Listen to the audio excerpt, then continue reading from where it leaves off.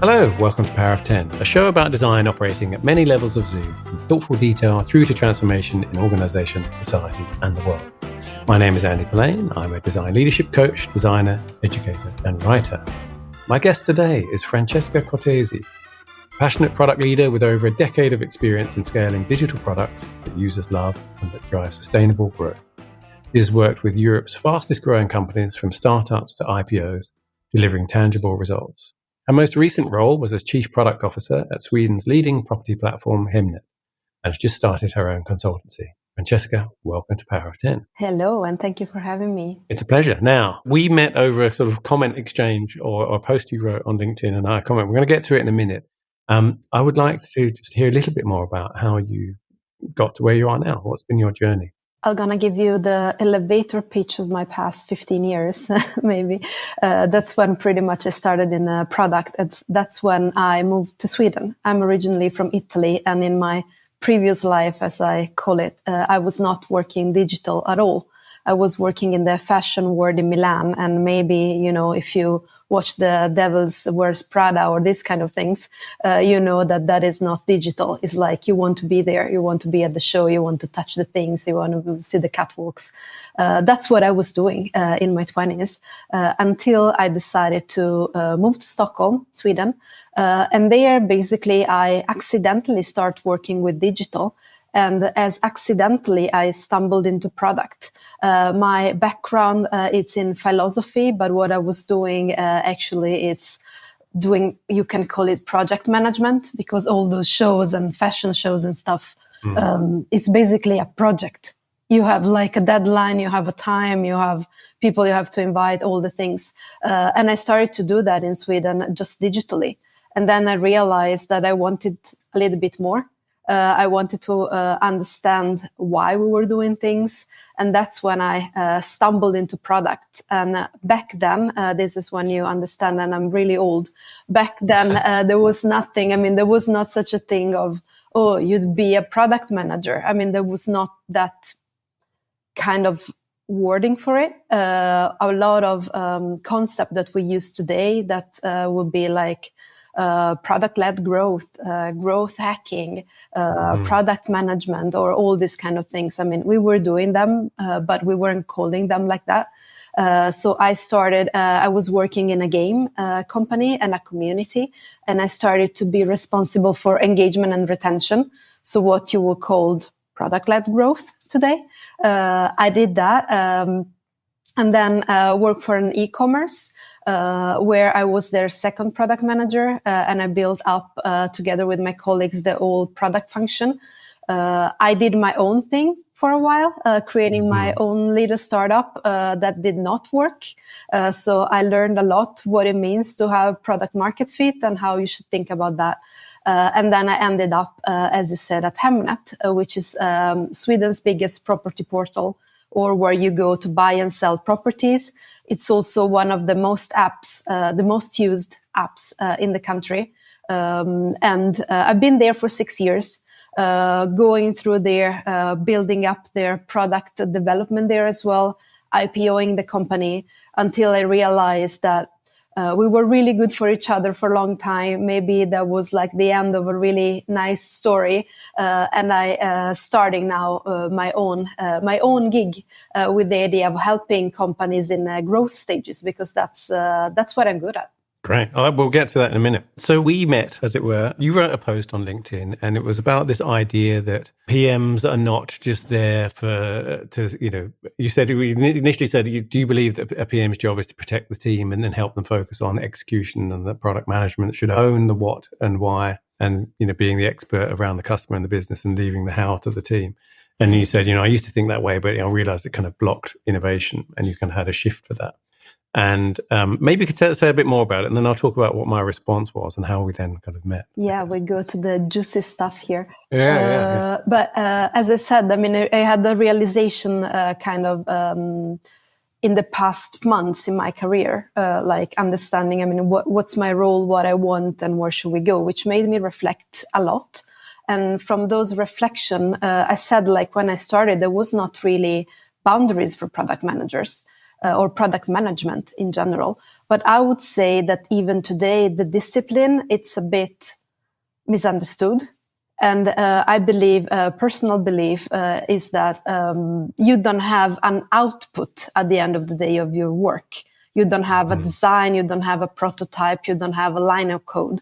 So it becomes this like role that is a bit fluffy and it's not well defined, and it creates some frictions, right? So when I stepped into product management like 13, 14 years ago, basically what people told me, it was this one-liner.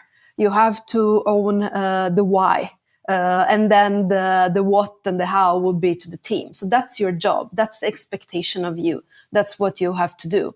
And that's what I try to do, basically, like being the person that we're collecting all the inputs and try to navigate it and then translate it to the team that will come in only in the very last step. And this is still, I mean, it's a little bit connected to the CEO of the product narrative. It's about, being this person that is in charge and is the one that is supposed to aggregate information, collect information, process information, and then come with an answer to a team. That's something that I was fed. And that's something that I still see around a lot. But when thinking about it, when working, I mean, that's not reality. I mean, that's not reality for me, because what that did is that I brought in a lot of competence really late, like my designer lead or designer counterpart that could really work with how user interaction, usability, how that going into the user journey, or even the tech feasibility. That will become already in. I mean, that will come in when we had already the solution kind of decided, we were going for something.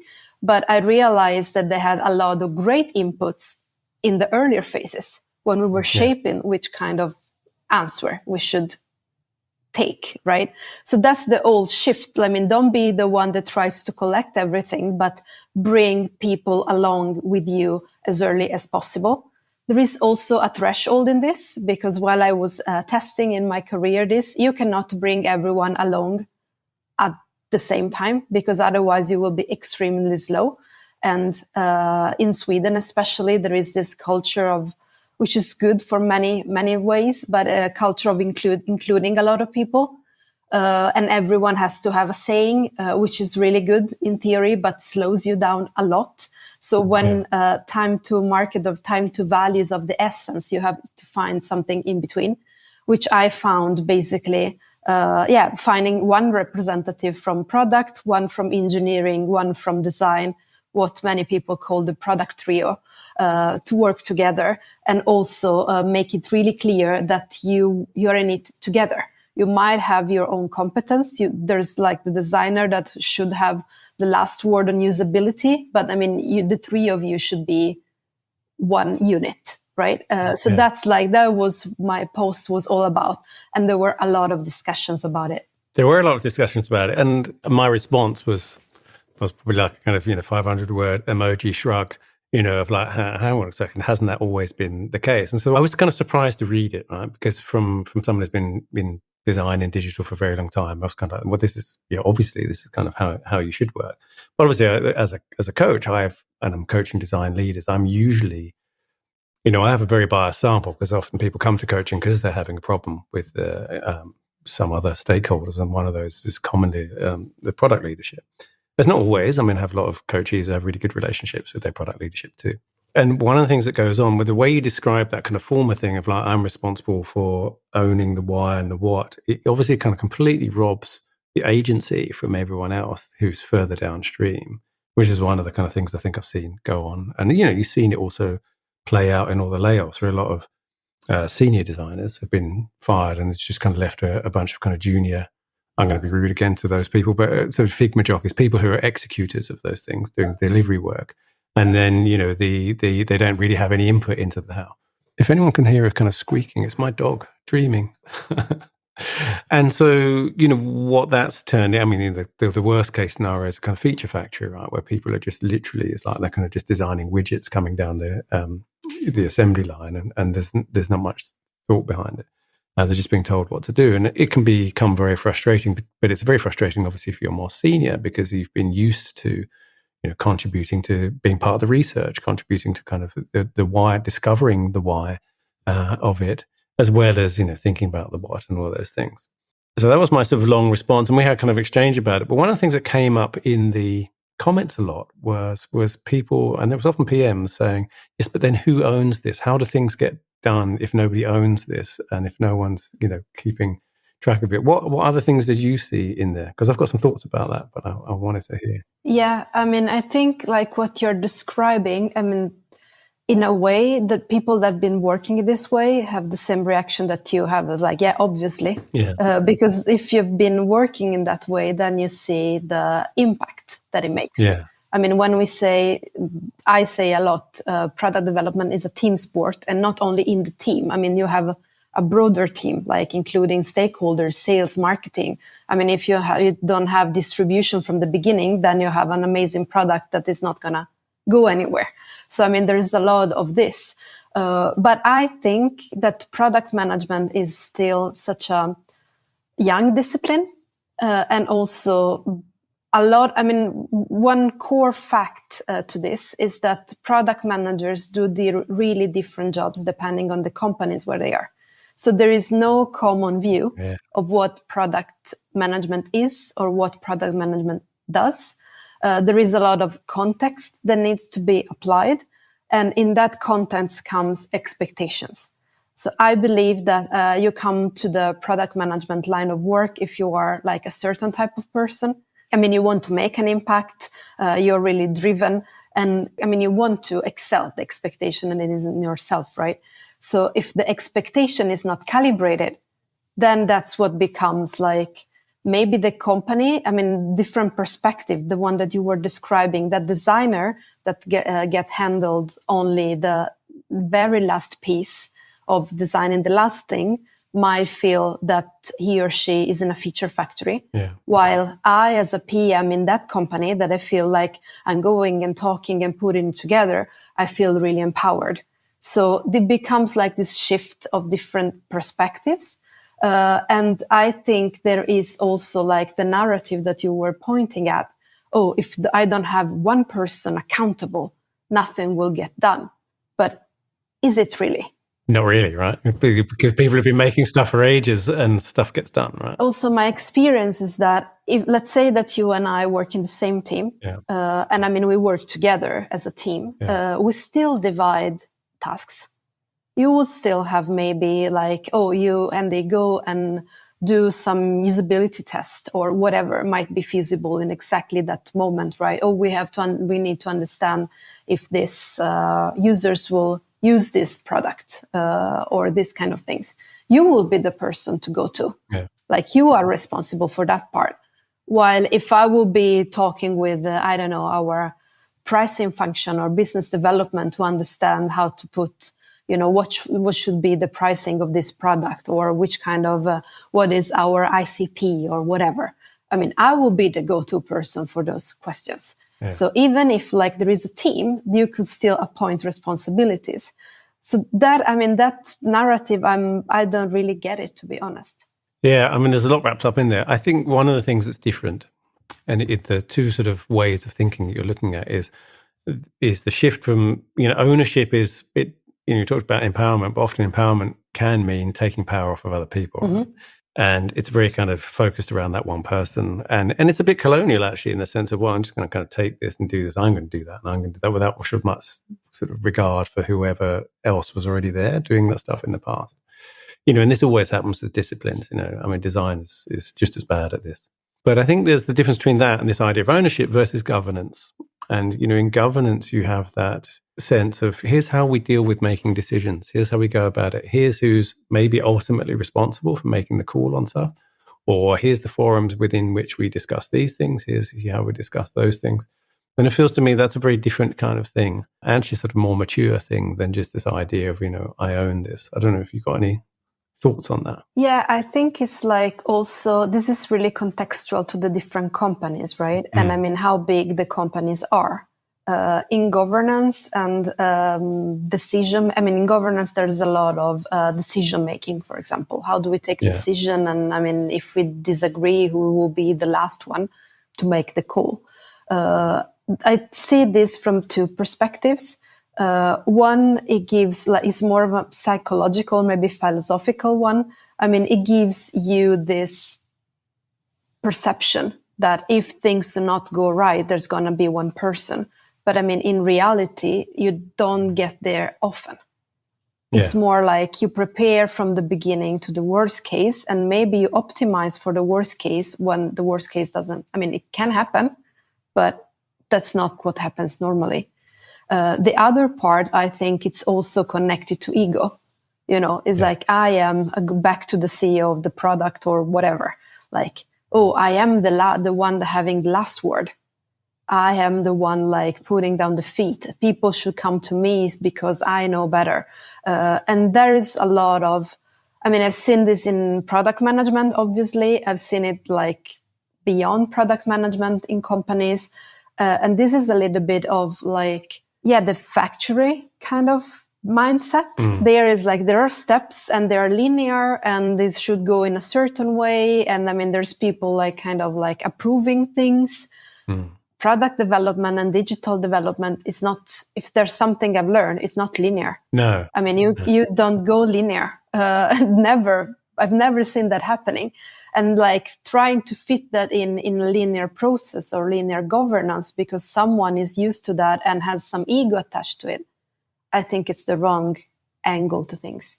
Yeah, and I gave a talk. I know you've just come back from Product at Heart up in Hamburg with our friends, Petra and Arne. And I gave a talk a little while ago about the language. It was about mind your product language, actually. And it's like, for me, the thing that drives me nuts, and it's partly because of the service design thing, around that language of even just calling it product, right? My brother is an industrial designer or by trade, you know, originally by training, and all those people who consider themselves actual product designers. But also this, you know, this idea of shipping stuff or delivering, and you don't, right? You don't ship. No one ships code anymore. No one even sent, you know, not really. Nobody really sends stuff out on CDs anymore, and all of that stuff. But it's very industrial language, and I think it does make you set up a mental model that it's a linear process, and it does set up that thing that it's like a factory, and classically in the factory, it's very classist. Classically in the factory, you have the blue collar workers who you know, supposedly unskilled labor, right, and just do what they're told and do the same repetitive task over and over again. You know, and the white collar labor sitting in the glass box, looking down at the factory, kind of in the office, who are the brains. And I think there's still that kind of hangover of that. And I think it's really important to be very, very conscious of those dynamics and the sort of, I guess what I'm saying is actually the kind of history of companies and organizations and how they operate. And yet we've had this very, very dominant narrative from Silicon Valley mostly around product and about tech. And as you said, a lot of that stuff has come, and ways of working and thinking have come from startups and scaling up. It's very different to be in an existing enterprise or, you know, in a government service or doing those things and trying to sort of operate that way. Often it doesn't really kind of work. Yeah, how big was Hemnet?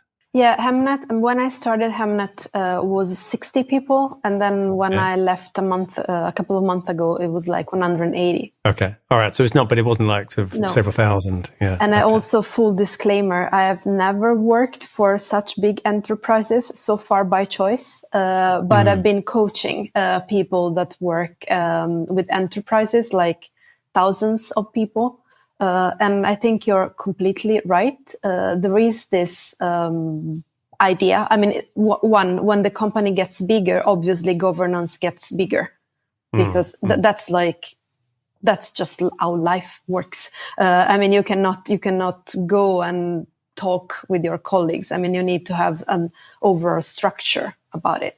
But then it could become that slippery slope that this overall structure is like, we are the thinkers and they are the makers. And if you put on top of that maybe some people working in the company have been working that way for many years and have seen that specific ways of thinking and working like going well, like that shift in mindset is not trivial. And especially also it depends a little bit on your personal background. I told about my background didn't come from digital at the beginning. And I mean, you have to adjust quite a while to understand how it is to do digital, how it is to do, in my case, project management in digital. But digital sales from analog sales is different. Digital marketing from analog marketing is different. You talked about your brother, like developing a physical product. It's another story than developing a digital product. So it's a lot about ideas and preconceptions and maybe unlearning what served us well, and kind of having the humility of understanding like what is our role in all of this that comes into play. And it's hard for every single person. I mean, it's hard. Yeah.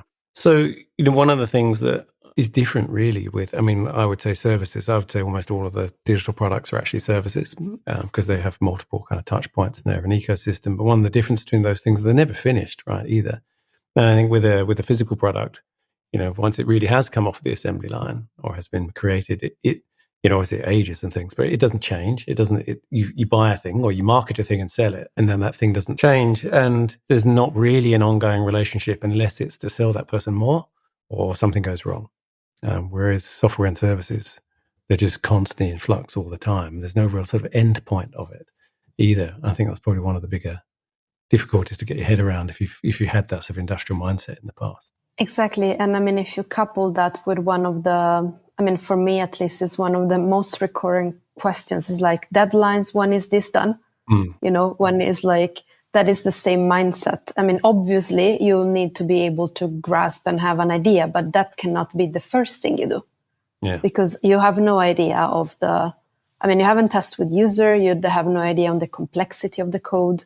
You have no idea when you start, the architecture.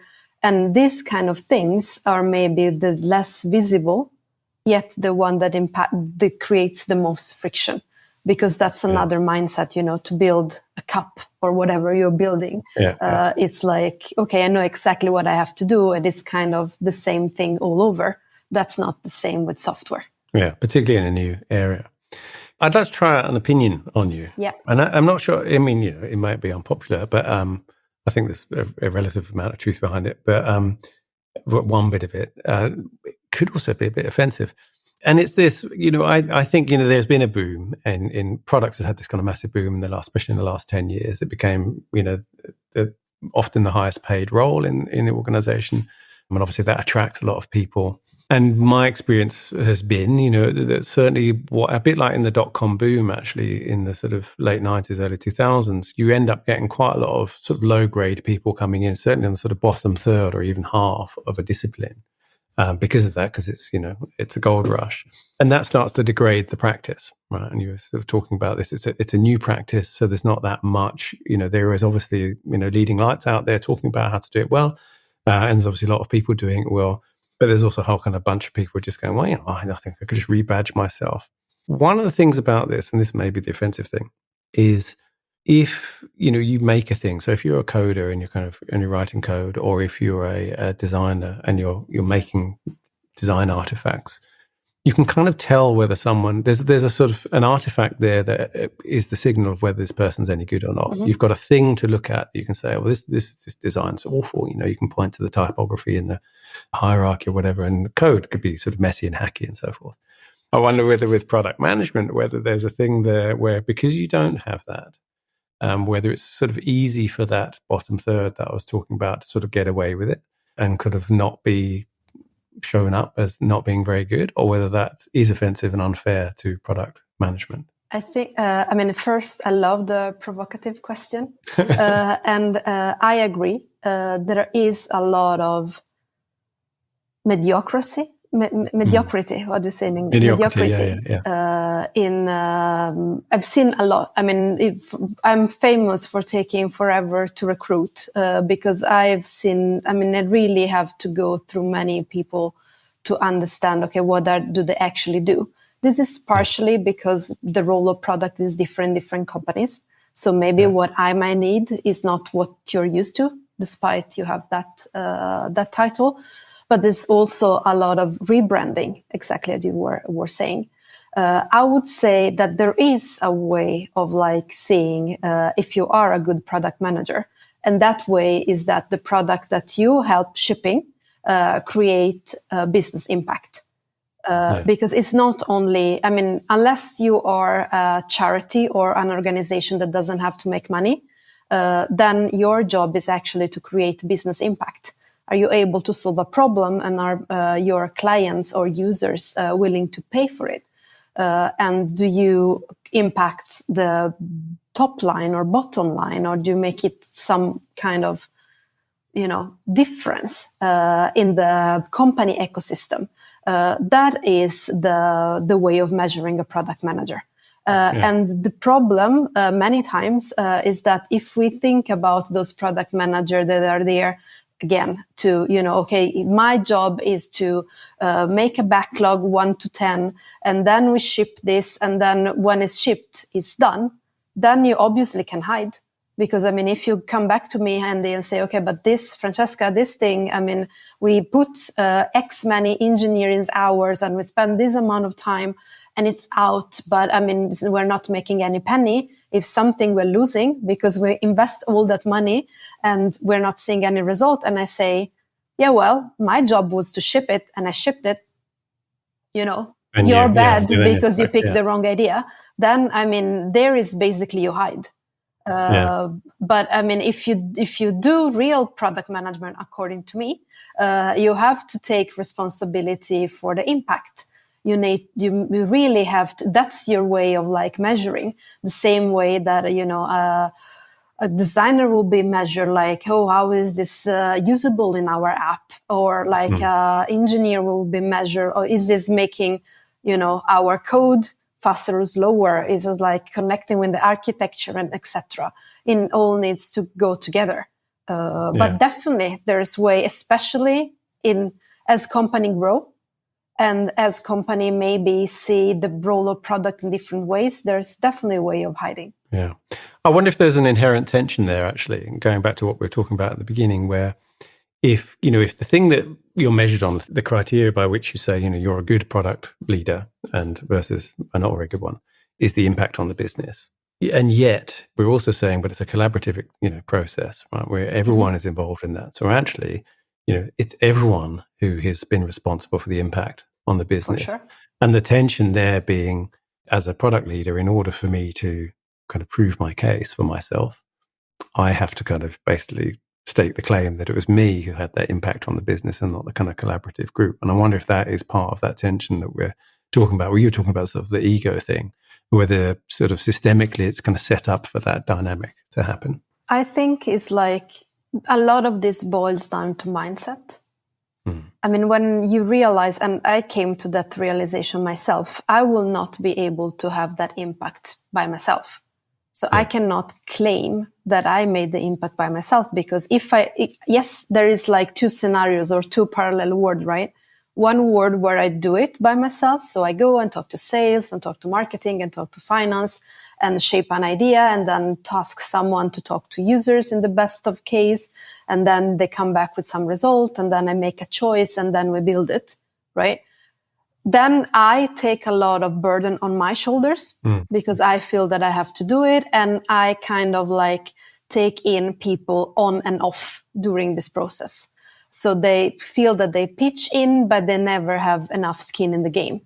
Because again, they can say, oh, I delivered those user interview, or I delivered this design, I delivered this idea. But this doesn't make a product successful. And at the end of the day, that also happens like in different phases. Like in my realization, first I was too close. First it was myself. Then I was close to my team. And that is like cutting off almost, or like taking in only on demand distribution and marketing. And I mean, that didn't work either, because we had this product. We were super proud. We put like hours and sweat and tears and blood and everything. We want to make it work, but no attachment from sales. How did you think that went? Right. So, I mean, it's like your role, I always say, I mean, I don't like the CEO of the product kind of thing. I like to think that my role is facilitating And then my role facilitating in product can be on different levels. It can be like if you are a CPO, then your role is like to align everyone on a product strategy, meaning making this really, really hard thing of choosing one bet instead of the other, or like one thing instead of the other, because you're always constantly going to go back and be opportunistic. How do you balance long term with like more opportunistic thing? So that's your job. And your job, like as you go down until the PM, is like make sure that when you have a problem space to work, you bring in everybody, and it's everybody that succeeds or everybody that fails. And obviously everyone has a different role depending on the specific moment in time when you shape the product. But I mean, you cannot claim that you're by yourself, and you can show the impact, and that impact would have not been created without you being good at facilitating. So in that way, you really need that. You see the difference. If you've been in those teams, you really see the difference of like the product person can make in that perspective. But I mean, you cannot do it by yourself. And again, it's like a lot of mindset. If you think like, oh, my worth is my value and the value is created by me, then you're like on a slippery slope. Yeah. It's a very difficult thing, isn't it, to know when you hire someone how collaborative they have been in their past place, because, you know, you can speak to people, but it depends on the reasons why someone has left. It's also equally hard in the other way around when you're interviewing or when you're being the candidate and you want to know how collaborative is this culture, because it's very difficult. You often don't know that until you really get there. I think it's one of the kind of toughest things. It's kind of very hidden. So what you just told me actually was sort of the answer to the next question that I was going to ask, because you said before, well, that's a product management or product leadership according to me, and you sort of gave your outline of it. You've started your own advisory consultancy. So what are you aiming to help clients with, and what experience will you be drawing upon to help them? Yeah, that's like my exciting thing that I'm doing this year. And you probably realize that I'm really passionate about collaboration and how we can do and how we can work together to make an impact.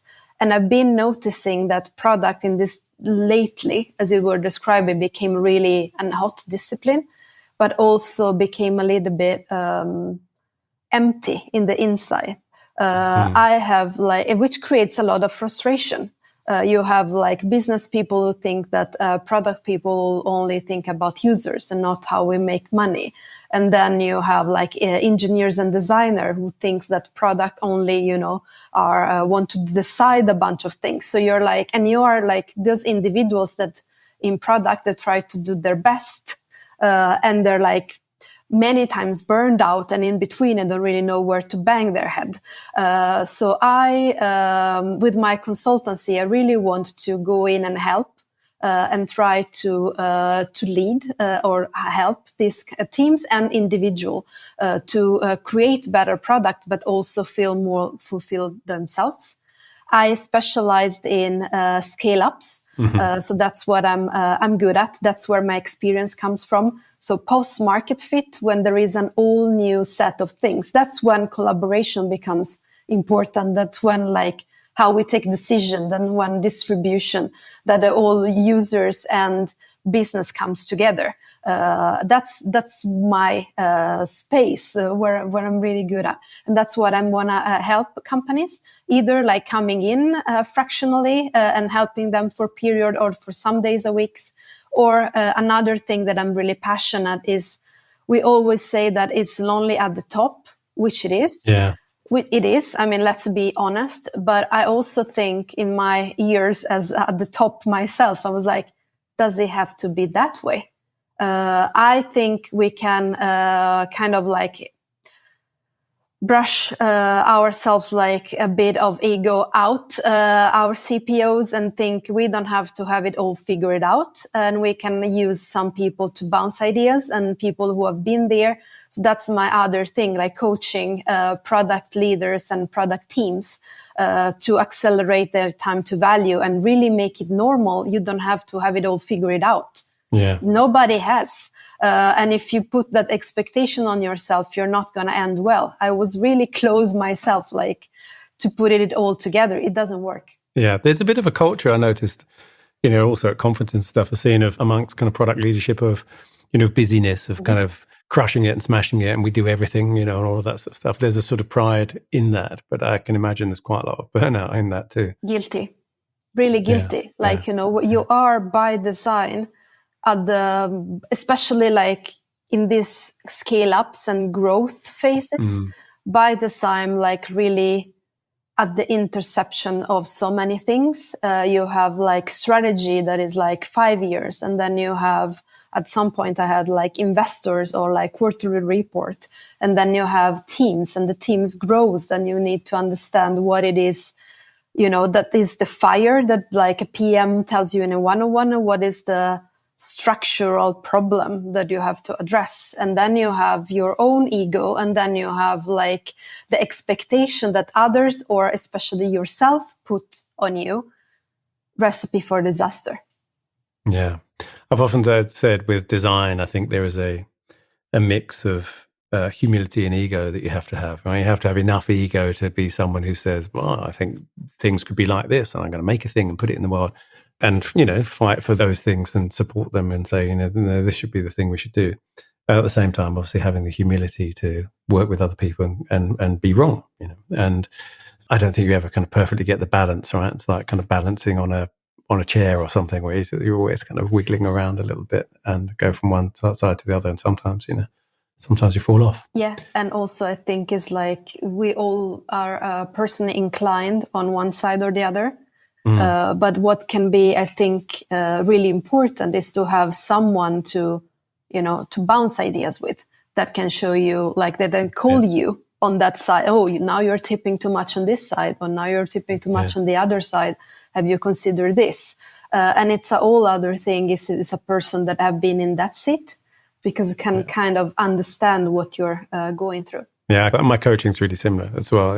I have the loneliness thing is a really real thing. I mean, it's I don't know if it's as, the same. One of the things that happens when designers become into the leadership role is all their peers are other people who have got much more of a shared business background than they have. Often, I don't know if this is true, maybe for product people too, but it's definitely lonely. But it's also a bit of a self-imposed loneliness because people, for all obvious reasons, but the culture of work isn't usually a place where you can go, sorry, I don't really understand what we're doing here, or I'm really feeling a bit lost at the moment, because you're supposed to be at the top and know all the answers. But I mean, all of those people are often like that. I think it's really important then to have that space where you can kind of give people that. And then the other thing is, I think it's important to create that safe space, but also to be slightly annoying, right? And to kind of ask people the pointy questions, go, well, who cares about that?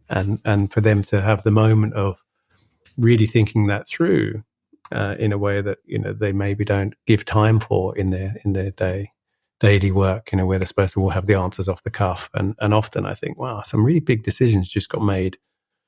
It's just completely sort of in the spur of the moment then, and everyone just nodded and kind of went on, but rather than taking the time to kind of work them through and think them through. But that happens quite a lot, because when you're in the midst of things, at certain point, people, there are so many things, and you work towards something that, you get frustrated and you just want to move on. And some things are exactly as you say, decide quite quickly, while other it takes forever. But the impact of the two is many times unbalanced. And that's when it requires someone, external, or like with fresh eyes on the question, that can be really beneficial. I'm guilty of that myself. We spend so much time like upstream sometimes, and made like a super quick decision downstream that, the two things, just looking at it in a more detached way, I would have done completely the opposite. Yeah. So the person they can do that with is you. Yeah, or you, or depending, like, but I think it's like the idea of, if you like are looking for how can we, in our team, elevate generally like our ways of working, I could be a person to talk with. Or even if you're looking for a product bouncing board, as I call it, that could be also a product to talk to. Yeah, and I think, with the scale-up thing, there are kind of inflection points, aren't there, as you get to certain sizes and things change, and the social dynamic changes as well, obviously. you start to, at some point, I think, so I found you get to around 80 people and you start not to know everyone in the company anymore. And that kind of changes everything again, because you're just some annoying stakeholder on the other end of an email or Slack rather than, a person I know, and all of those things. Exactly. Yeah. And that's what I find fascinating, because scaling is like, as product doesn't have an end. It doesn't have a ceiling. It's just you have to handle like all the different scale phases in different ways. I wish it did, though. I think the conversation about how big is big enough doesn't happen enough, actually, particularly in the kind of state of the planet today as well, of, what size are we comfortable with getting to, rather than just this sort of endless growth thing. We're coming up to time. The show is named after this Ray and Charles Eames film called Powers of 10, and it's all about the relative size of things in the universe. People should go and Google it. It's very interesting. And so I have one small question at the end, which is called One Small Thing, which is, what one small thing is either overlooked or could be redesigned that would have an outsized effect on the world? You call it a small thing, but I think this is an extremely difficult question. I had to think really hard about it. And that's one thing that, two things actually that popped to my head. But the one I will bring up is, I think we could redesign the always on culture. And it might be a little bit philosophical, but there is this, if we like scope it to the workspace, there's so much email, Slack, and now with AI, like a lot of like bombarding and a lot of things, which create a lot of pressure and expectation of like being always like on top of things, especially if you work with people that are all over the globe. That you're never done. And that's not healthy, because that's not where you create your headspace and where you can do your best work. So one thing that, just generally speaking, just like fantasizing, it could be good, for example, to what would happen if in Slack we are defaulted by offline instead of having to opt in as like, offline or like not available, whatever that is. Or like another thing could be, do notification need to be in like instantaneous? What if like I could decide, okay, now it's my focus time. I get no notifications. Like I don't have to, what I do is like I close down everything, but I still have this idea things are happening, right? It's piling up in the background. Yeah. But what if like they will come in batches, for example? I think having those kind of, it's a new approach. If I stretch it, I could even have it with products, like, this, why do we have to ping people all the time? Wouldn't be like nice if they would come to our product because it's so valuable for them that we don't have to nudge them all the time. But exactly. This idea of like rethinking the always on will be my... Yeah.